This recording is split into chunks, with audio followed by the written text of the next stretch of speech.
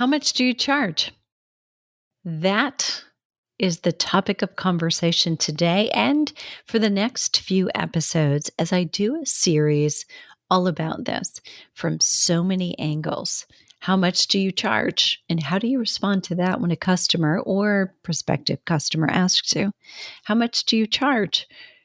And how do you answer that when a meeting planner wants to know if you can do a presentation? And how much do you charge? For me as a coach, asking you if you're sitting at your desk wondering, how much should I charge? All of that in this upcoming series. Are you feeling like exercise is backfiring lately? Like you're doing more but getting less? Stay with me just for a second before we start this episode.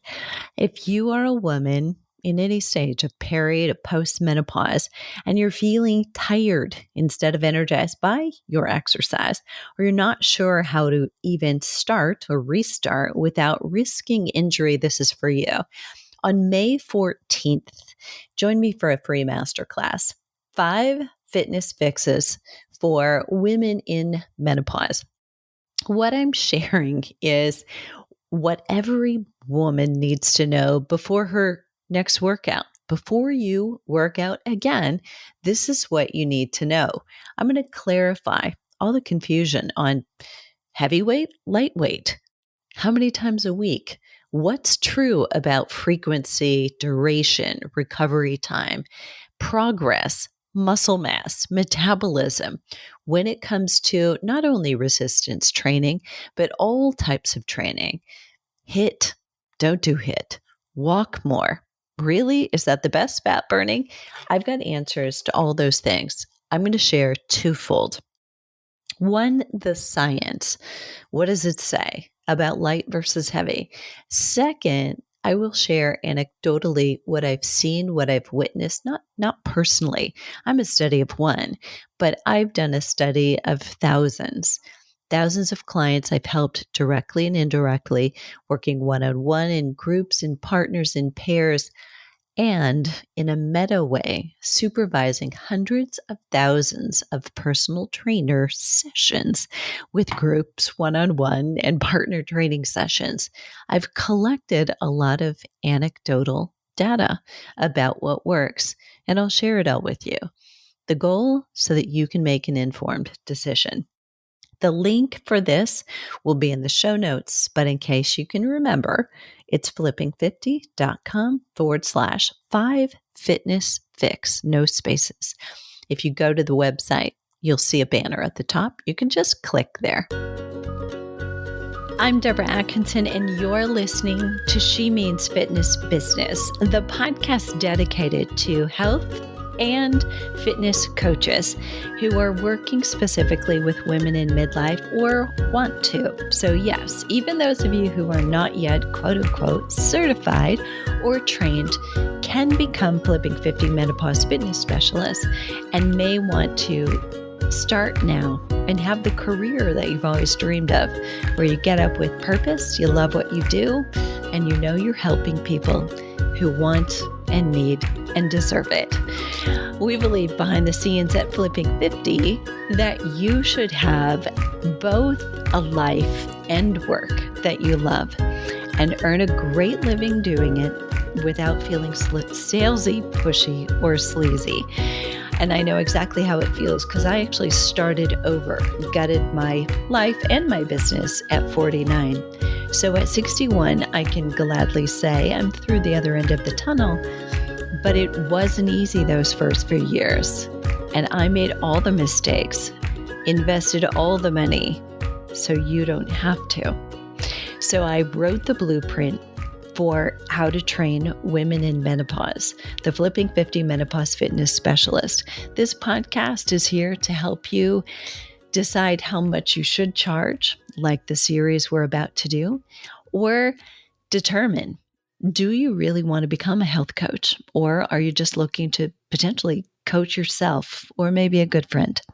You'll find all of that here, as well as marketing strategies that work and that feel good, both for you and for the consumer, looking for you. There has never been a better time to, one, be a woman over 40 in the world of health and fitness. And there's never been a better time to be a woman over 40, 50, or 60 seeking fitness, as long as we have more people like you with the heart and the knowledge to find them. My job is to help you be found.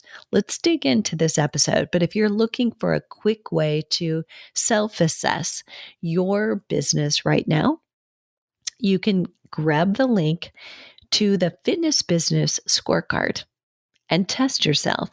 What aspects of your business do you have? Which ones do you need to grow? You can get that at the show notes, and it is fitnessmarketingacademy.com/scorecard. Oh, buckle your seatbelt. So, how much do you charge? How much are you?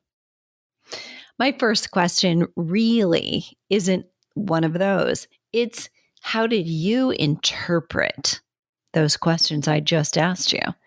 Because you could think that I was about to dive into how you should set your fees, and I am. You might have had this question come up with a client and wonder, how do I answer that question? I'm going to answer that too. And you could also be asked this about something you've never considered, like, how much would you charge for a presentation for a group? What are your speaking fees? Or how would you charge to create a series of videos for our membership or my existing course or our organization in order to provide the movement breaks at our corporate event? So all of those are legitimate questions I've been asked, and we're all going to be asked the first time, so that you can be a little bit ahead of the curve and know, how might I answer those questions? And if any of those things sounded like, this is juicy, this would be like really fun if this was my job, if I could start my day thinking, how would I create these videos for this organization? Or, I'm going to go off today to a hotel where there's a conference, and I'm going to do the breakout sessions and do movement with them at those breakout sessions. If this was your life, would this be fun? You may never have thought about these things before, but hey, at one point in time, no one thought they could be a personal trainer and work with people and go from client to client to client all day. And here we are. Okay. So if you haven't thought about your response to any of those questions, or you really wonder how to set your own fee structure and start maybe attracting people who want that, or planting the seed they could have it because you offer it, this is for you. I'm going to cover each of these in a little bit of a series so that none of these are too long to digest and get to work on. Because the two most popular workshops that I've ever hosted in my career are these two. One, the Offer Creation Lab. Recently we did this, and we had a significant number of people there live, but also even more people purchasing the replay to watch later. And it's very clear that we need an organized way to put together a structure of, here's how you create your offer.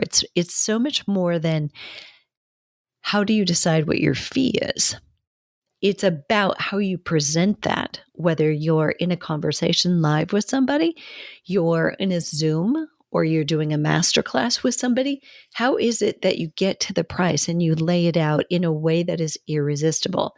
That is what making the offer is.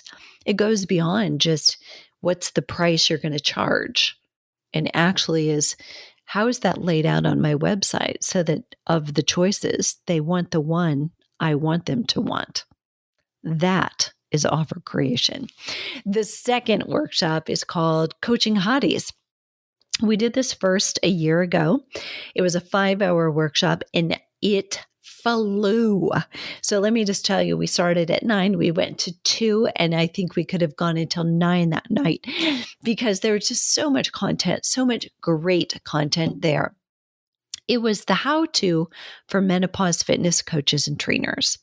And within minutes, when I conduct a better business audit with our new Menopause Fitness Specialist. And by the way, you can do that too, even if you're not a specialist.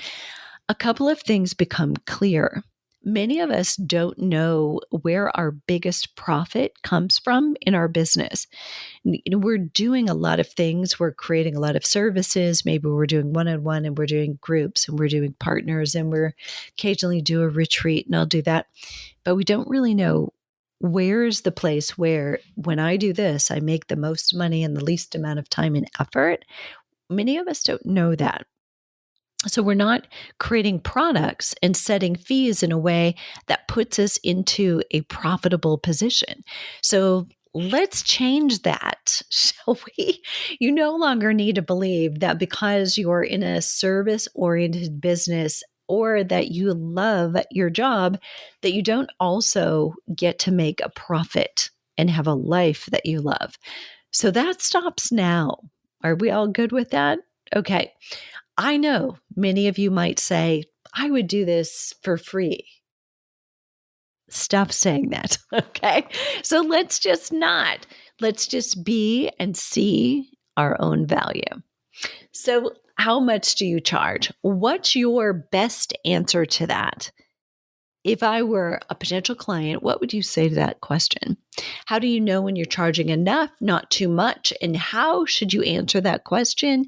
That's what this podcast is all about. You may be so excited by the end, and because there could be possibilities coming into your range that you have never thought of before, that you're so excited.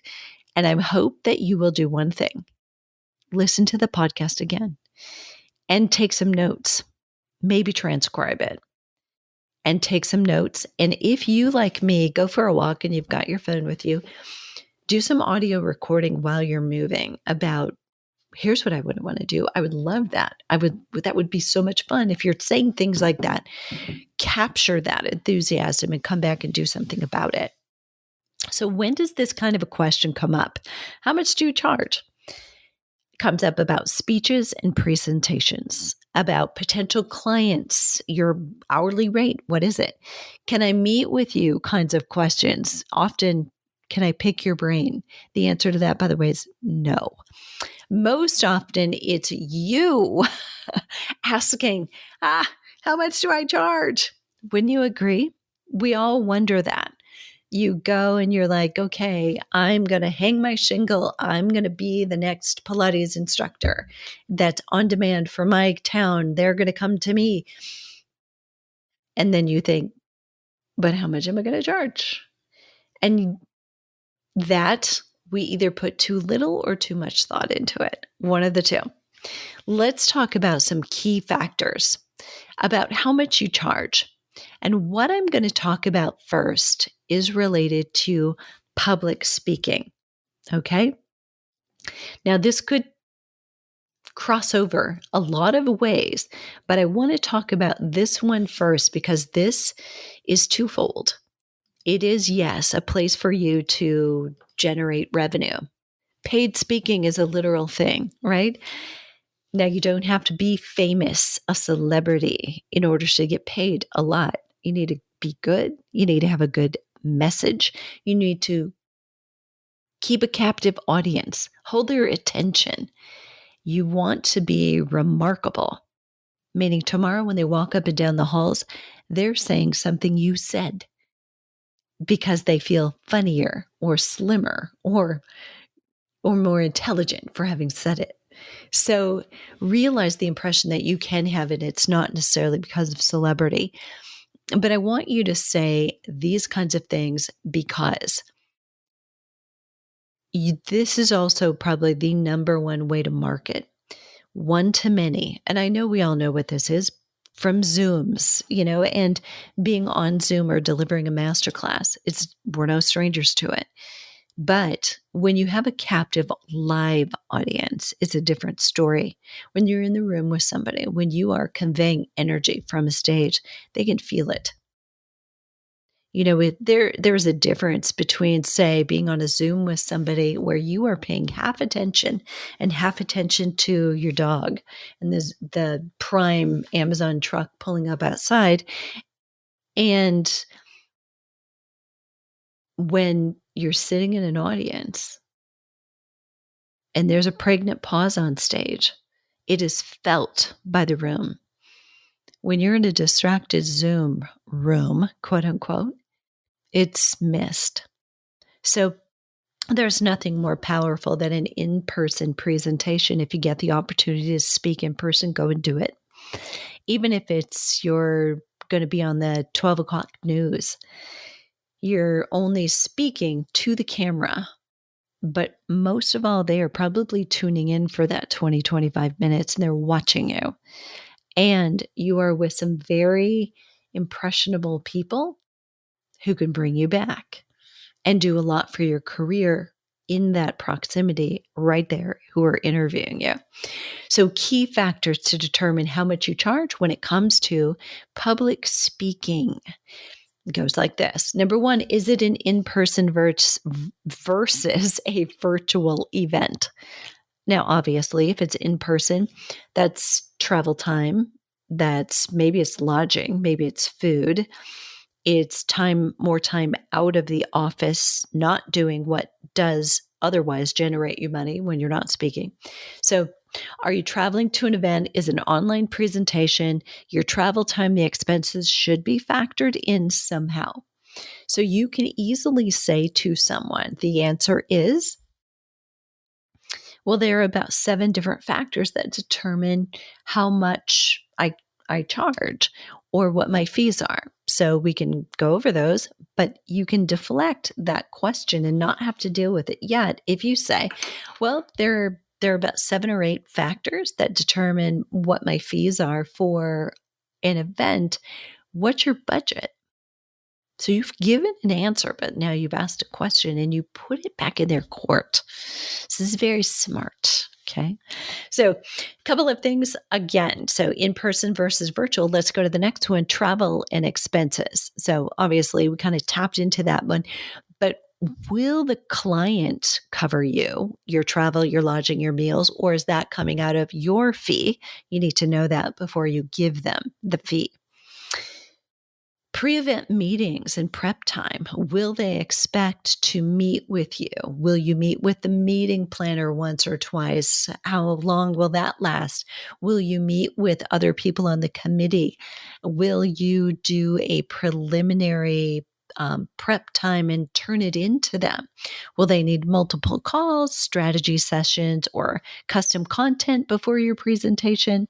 All of those factor in. So it's not just that they're asking you for a 90-minute speech, but if you travel, now it's days long. If you have to prepare in advance while you're doing other work, it's a different story, right? Next up, marketing and lead generation opportunities. So, what's there for you? Because this is like negotiation. Can you sell from the stage? In your presentation, may you put something that you ask them at the end, if this was beneficial, here's where you can go to learn more. Maybe that's a opt-in. Maybe you can give them a text number on the slide and say, you can click here if you'd like more, and they give you their contact information in order to get the handout or something else. Is there an opportunity to either sell from the stage, collect emails, or gain exposure to your ideal clients from that stage? You want to think about the value of this, but you're also going to have to ask those questions or read in the contract if they have a very strict clause about no promotions, no nothing. Handouts and resources. Are you going to provide physical or digital materials, books, or exclusive content for handouts or attendees? Sometimes they want you to create a PowerPoint.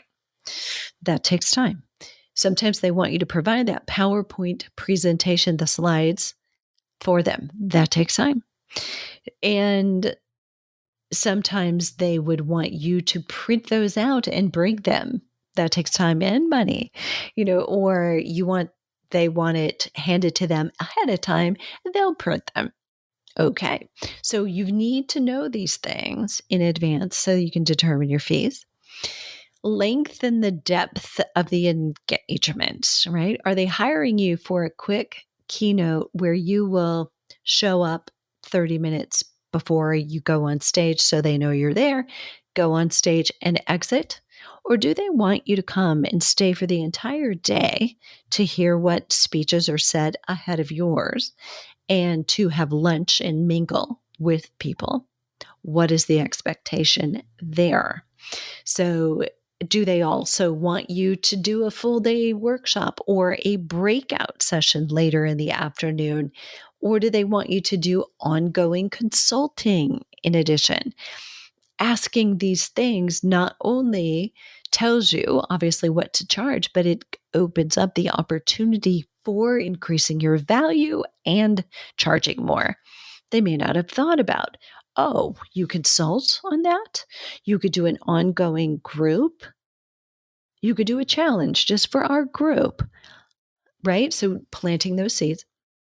And then licensing and exclusivity. Are they purchasing the rights to the content that you're sharing? Are they going to videotape it? And do they own it or do you own it? Will you retain ownership and reuse that content elsewhere? So depending on whether you're doing a virtual presentation, they're videotaping you, can you use that or not? And can you get the rights to it? Are they videotaping it? So I'll throw in one more kind of piggybacking off of that. I recently invested in a big, significant way because it was an opportunity to participate in something for media exposure, but also because I was going to get the assets back that were high quality, done extremely well. So, high quality professional assets from multiple sources, multiple backgrounds, video clips, still photos, a makeup artist and hairstylist to get me ready for on camera events. If I were to hire all of that, some of it you can't really create if it's a set and there's multiple people on stage, public appearances with hundreds of others, and an interview. So think about, will you get any assets from the event? Will there be videotape of the event? And can you get a copy? Or could you also videotape the event? Will there be an opportunity to receive a testimonial for public use by the marketing planner or the company head, the president, which might be more valuable? So, when you're responding to how much do you charge for a meeting planner, how do you respond to that question? Because a lot of times it will take you by surprise. You can be ready, right? You could have this if you don't speak a lot, you could have this on your website on a page that's not potentially going to get a lot of traffic until you need it. You can send them directly to it. There are different ways to answer. So let's say you're caught off guard. You always use the answer I gave you, right? There are a lot of factors that affect my speaking fees. We can go over those. What are your budget? What's your budget? Now, that's a very good way, right, to answer and deflect and put the ball in their court. But you can also use one of these. Confident, strategic response might be, thanks for asking. My rates depend on a few key factors, about 7, really. Are we talking about in-person or virtual? Will you be covering traveling or accommodations, or should I include that in the quote? That's one way to do it, just to show them that you are ready with an answer. You're not any newbie to this. There's expert positioning. My fees are based on the scope of the event, the level of preparation, and any additional elements like handouts or books or extended Q&A time that you'd like. To make sure we're a great fit, let's talk about what success looks like for you, and I'll share the best options. That's a great answer.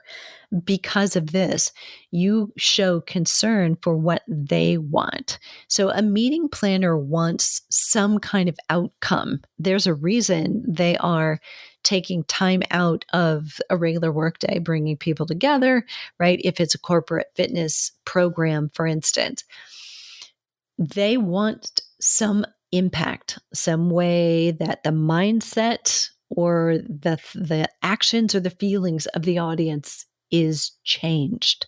So they have the opportunity to tell you that when you've asked directly. So that is an amazing thing.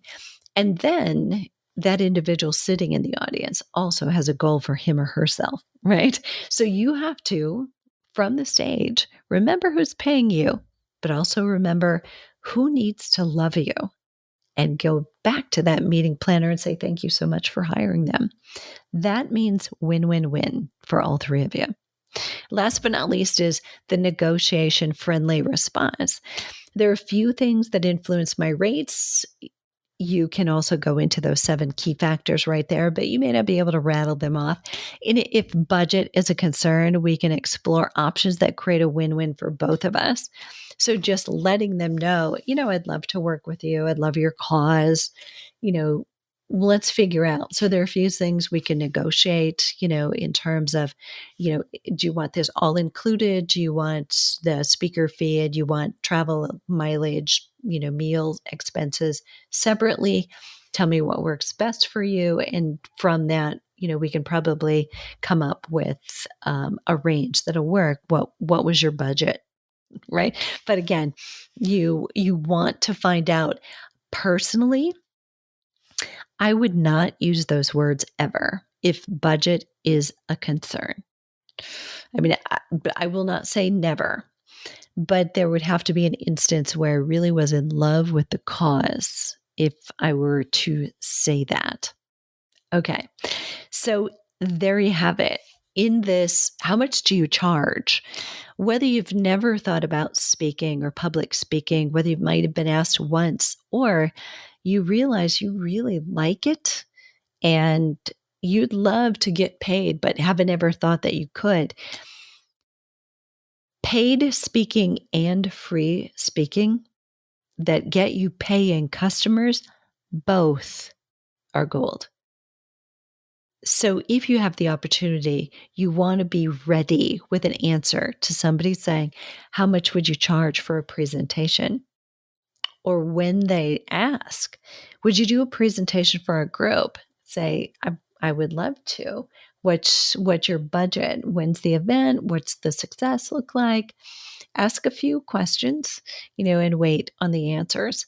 Decide, is this your ideal customer market? And if it is, free could be paid, right?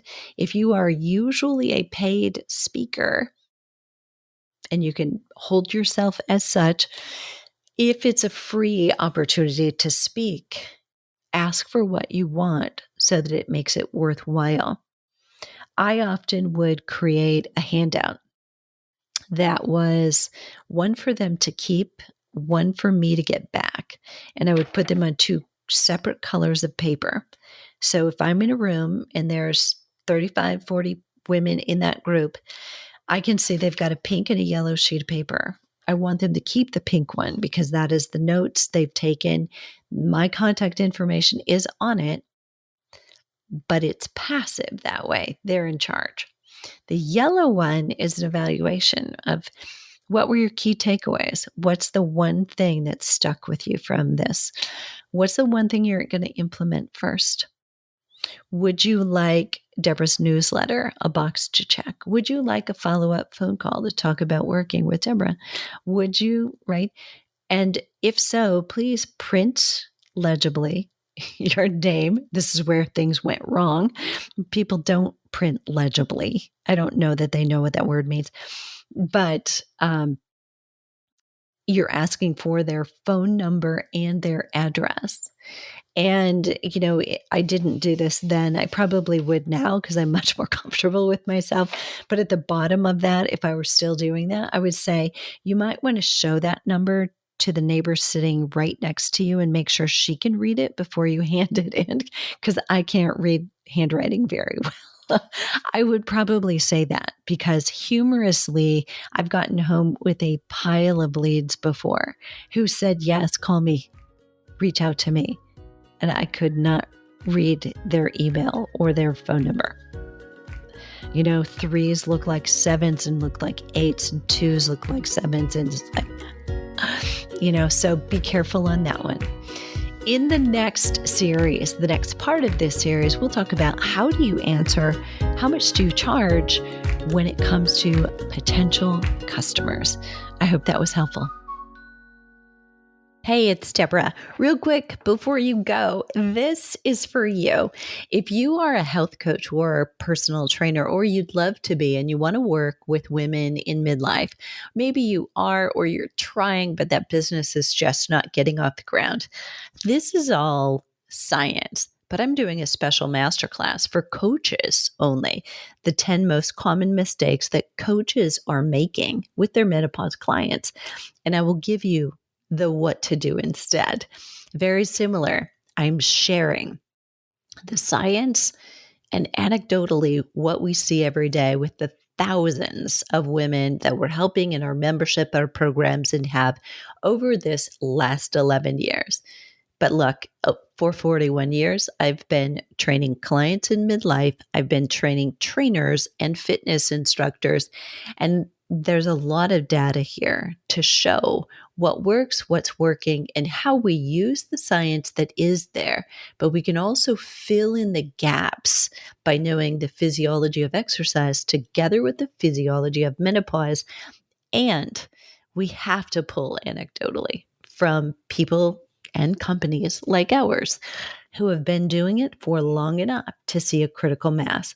Look, if you are still using 30-year-old training model on a 50-year-old client, it's probably not working really well. If you're not booked solid with midlife women and you're not getting praise and testimonials, let's change that. Let's create a better model for you, your business, and the lifestyle you really want, and the impact you'd love to have, as well as for the customers that you serve. Look, let's learn what's not working and exactly how to fix or boost your client results. And in doing so, your bottom line. That happens May 15th. It's at 4 p.m. Pacific or Arizona. Be there live if you can. If not, you know the drill.